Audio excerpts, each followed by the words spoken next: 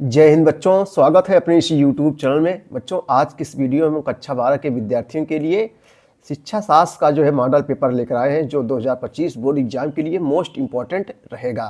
तो चलिए देर न करते हुए बच्चों देखते हैं। देखो, ये शिक्षा शास्त्र का जो है मॉडल पेपर है। ऐसे पेपर 2025 के बोर्ड एग्जाम में दोस्तों जो है आएंगे। ये बच्चों संकेतांक आपके यहाँ रहेगा, उसके बाद में आगे बच्चों नाम रहेगा और उसके बाद में अनुक्रम आपको लिखना पड़ेगा। और समय 3 घंटे 15 मिनट मिलेंगे। केवल प्रश्न पत्र रहेगा। पूर्णांक को जो बच्चों रहेगा आपको 100 नंबर का रहेगा। पूर्णांक कितने नंबर का रहेगा? 100 नंबर का। ठीक है। और नोट में क्या रहा है? प्रारंभ के 15 मिनट परीक्षार्थियों को प्रश्न पत्र पढ़ने के लिए जो है निर्धारित रहेगा। सभी प्रश्न बच्चों जो है अनिवार्य रहेंगे। इसमें जो है बहुविकल्पी प्रश्न है जो 1-1 नंबर का रहेगा। उसके बाद निश्चित उत्तरीय प्रश्न जो है 2 से 6 निश्चित उत्तरीय प्रश्न है। फिर उसके बाद 7 से 12 तक अति लघु उत्तरीय प्रश्न रहेगा और प्रत्येक उत्तर लगभग 25 शब्दों में देना होगा। 13 से 18 तक बच्चों लघु उत्तरीय प्रश्न है, जिसमें प्रत्येक का उत्तर 50 शब्दों में आपको जो है देना पड़ेगा। उसके बाद में 19 से 21 तक बच्चों विस्तृत दीर्घ उत्तरीय प्रश्न रहेगा, जिसका जो है 250 शब्दों में उत्तर आपको लिखना रहेगा। सभी प्रश्नों में निर्धारित अंक उनके सम्मुख अंकित है। ऐसे ही जो है बच्चों रहेगा। और उसके बाद में यहाँ जो है आगे नाम रहेगा, अनुक्रमांक रहेगा। तो चलिए सबसे पहले हम लोग बहुविकल्पी प्रश्नों को देखेंगे, जो 1-1 नंबर का जो है रहेगा। चलिए बच्चों, सबसे पहले बहुविकल्पी प्रश्नों को जो देखेंगे, जो 1-1 नंबर का रहेगा। ठीक है। पहला क्वेश्चन है, भूकंप की तीव्रता मापने का पैमाना क्या है? भूकंप की यानी बच्चों तीव्रता जो है किससे मापी जाती है? तो ये जो है कॉम्पिटिटिव एग्जाम के लिए भी इंपॉर्टेंट रहते हैं क्वेश्चन दोस्तों। सही जवाब ये हो जाएगा रिएक्टर स्केल पर। रिएक्टर स्केल पर जो है भूकंप की तीव्रता जो है मापी जाती है। ऐसे क्वेश्चन दोस्तों कॉम्पिटिटिव एग्जाम में बहुत पूछे जाते हैं। दूसरा बच्चों, निम्न में से कौन सा मानसिक अस्वस्थता का कारण है? मानसिक, देखो दिमाग साफ करेंगे सब कर क्वेश्चन कर लेंगे। मानसिक अस्वस्थता का कारण है संघर्ष, तनाव। देखो तनाव ये भी मानसिक है, चिंता ये भी है। इनमें सभी हो जाएगा। इनमें से दोस्तों जो है सभी हो जाएगा बच्चों। अगला क्वेश्चन है, निम्नलिखित में से कौन सा मानसिक रूप से स्वस्थ व्यक्ति का लक्षण है? निम्नलिखित में से कौन सा मानसिक रूप से स्वस्थ व्यक्ति का लक्षण है? 4 ऑप्शन दिया गया है। सही जवाब इसमें से जो है क्या हो जाएगा? तो सा का बच्चों सही जवाब क्या हो जाएगा आपको बताना है। तो सा का सही जवाब चौथा हो जाएगा। इनमें सभी हो जाएगा। आत्मविश्वास, स्वमूल्यांकन की योग्यता, समायोजनशीलता, उपयुक्त सभी हो जाएगा। इनमें सभी हो जाएगा। छात्रों पर बच्चों अर्थ दंड लगाना किस प्रकार का दंड है? तो आर्थिक दंड है भाई। दंड लगाना आर्थिक दंड हो जाएगा, है कि नहीं? शारीरिक दंड अलग होता है, मानसिक दंड अलग होता है, सामाजिक दंड अलग होता है। लेकिन जब यहाँ अर्थ पूछ रहा है यानी पैसे, तो आर्थिक दंड हो जाएगा। प्यास किस प्रकार का प्रेरक है? सामाजिक है कि व्यक्तिगत है कि अर्जित है कि जन्मजात है? प्यास जो है किस प्रकार का बच्चों प्रेरक है? सही जवाब यहाँ जो है तीसरा हो जाएगा। प्यास जो है ये क्या है? जन्मजात प्रेरक है। चलिए हम लोग निश्चित उत्तरीय प्रश्नों को जो है देखेंगे, जो 1-1 नंबर का रहेगा। महिला समाख्या कार्यक्रम कब प्रारंभ हुआ? महिला समाख्या कार्यक्रम कब प्रारंभ हुआ है? दूसरा निश्चित उत्तरीय प्रश्न है जो 1 नंबर का रहेगा। तो आइए इसका उत्तर हम लोग देखते हैं बच्चों। देखो पूछ रहा है बच्चों महिला समाख्या कार्यक्रम कब प्रारंभ हुआ? तो आइए इसका उत्तर देखेंगे। देखो दूसरा का उत्तर होगा महिला समाख्या कार्यक्रम 1989 ईस्वी में जो है शुरू किया गया था। कब किया गया था बच्चों? 1989 ईस्वी में शुरू किया गया था। ठीक है।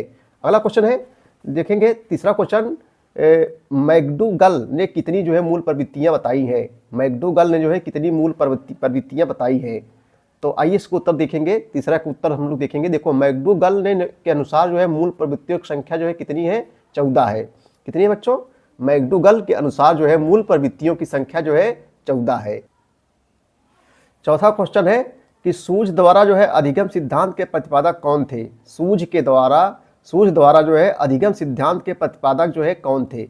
आइए 4 नंबर का उत्तर हम लोग देखेंगे। सूझ द्वारा अधिगम सिद्धांत के प्रतिपादक कौन थे? तो चौथे दोस्तों देखो, सूझ द्वारा अधिगम सिद्धांत के प्रतिपादक जो है कोहलर थे बच्चों। कौन थे? कोहलर। सूझ द्वारा अधिगम यहाँ माँ होना चाहिए। अधिगम सिद्धांत के जो है प्रतिपादक कोहलर थे। 5वां नंबर क्वेश्चन है कि जो है प्रासंगिक अंतर्बोध परीक्षण का संबंध किस प्रकार के परीक्षण से है? प्रासंगिक अंतर्बोध परीक्षण का संबंध किस प्रकार के जो है परीक्षण से है? इसका उत्तर हम लोग देखेंगे। 5वां का उत्तर देखो बच्चों, प्रासंगिक अंतर्बोध परीक्षण का संबंध है मनोवैज्ञानिक परीक्षण से है। किससे है? मनोवैज्ञानिक परीक्षण से संबंधित है। ठीक भैया। चलिए बच्चों अगला क्वेश्चन देखेंगे। प्रश्न उत्तर नंबर 6 देखेंगे हम लोग। प्रासंगिक अंतर्बोध परीक्षण हो गया। उसके बाद पांचवा हो गया। अब छठवां देखेंगे, परामर्श के विभिन्न प्रकार क्या है। परामर्श के जो है विभिन्न प्रकार जो है क्या है,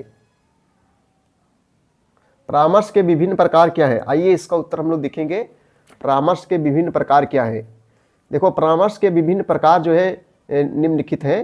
परामर्श के विभिन्न प्रकार इस प्रकार, देखो व्यक्तिगत परामर्श, उसके बाद में है समूह परामर्श, परिवार परामर्श, उसके बाद दूरस्थ परामर्श, आपातकालीन परामर्श।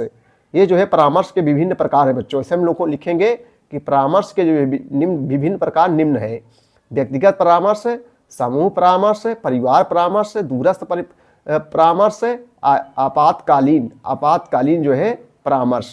ठीक बच्चों, चलिए अगला क्वेश्चन हम लोग देखेंगे, प्रश्न उत्तर नंबर 7 देखेंगे। 7 क्या है दोस्तों, देखो 7 जो है ये बच्चों अतिलघुत्तरीय प्रश्न है जो 4 अंकों का है। प्रकृति की ओर लौटो से टैगोर का जो है क्या तात्पर्य था।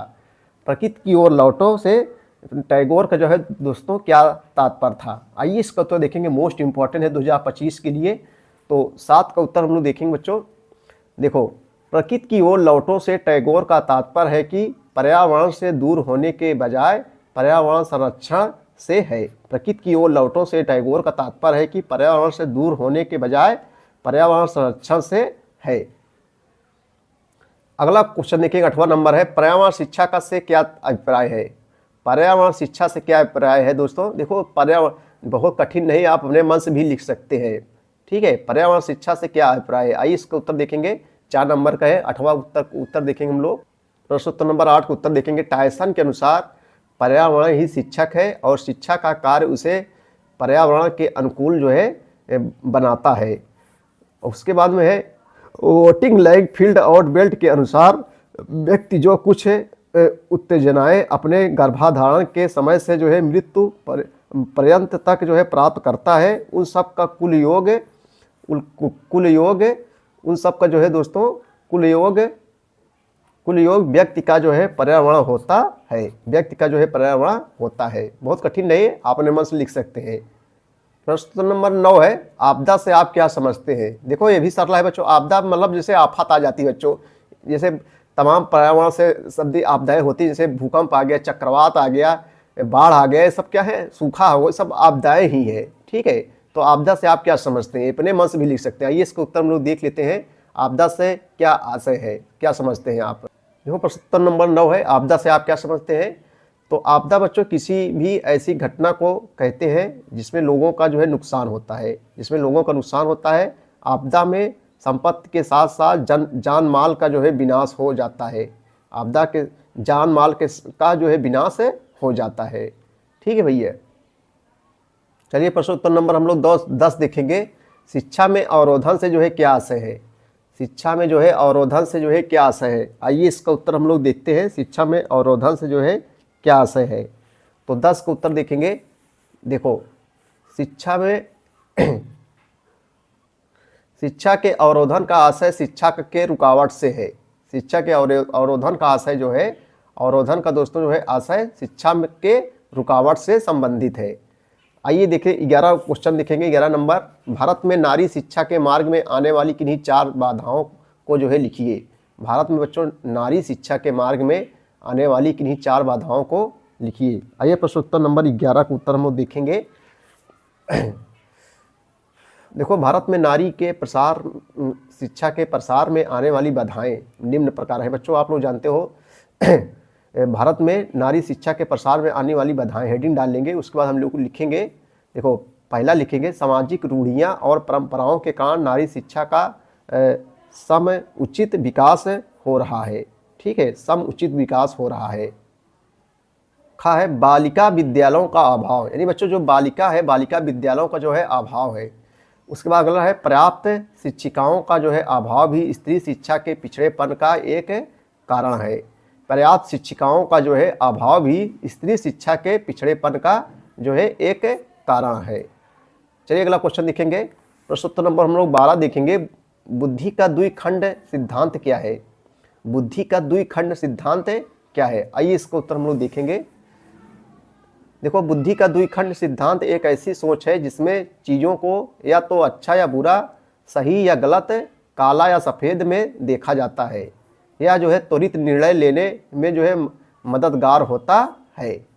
ठीक है भैया, मददगार होता है। बुद्धि का द्विखंड सिद्धांत एक ऐसी सोच है जिसमें चीज़ों को या तो अच्छा या बुरा, सही या गलत, काला या सफ़ेद में देखा जाता है, या जो है त्वरित निर्णय लेने में जो है मददगार होता है।